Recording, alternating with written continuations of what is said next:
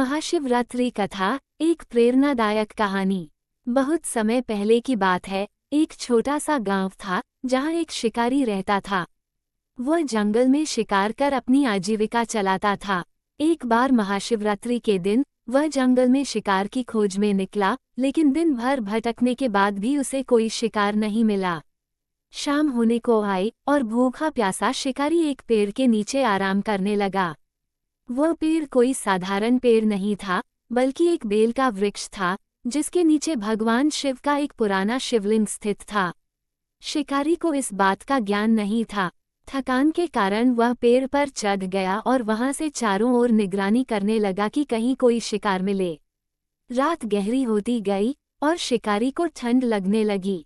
उसने पेड़ की कुछ पत्तियां तोड़कर नीचे गिरा दी, जिससे उसका ध्यान बंटे और वह जागा रह सके। संयोग से वे पत्तियां शिवलिंग पर गिर गईं। फिर शिकारी ने अपने पास रखे पात्र से कुछ पानी नीचे गिराया, जिससे शिवलिंग का अभिषेक हो गया। थोड़ी देर बाद एक हिरन वहां पानी पीने आया। शिकारी ने जैसे ही धनुष उठाया, हिरन ने उससे विनती की, मुझे अभी मत मारो, मैं अपने बच्चों से आखिरी बार मिलकर लौट आऊंगी। शिकारी को उस पर दया आ गई और उसने उसे जाने दिया। रात बीतती गई और शिकारी यूं ही जागता रहा।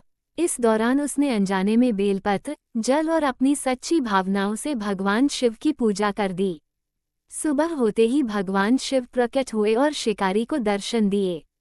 शिवजी ने कहा, हे शिकारी, तुमने अनजाने में ही मेरी आराधना की है, इसलिए मैं तुम्हें आशीर्वाद देता हूँ।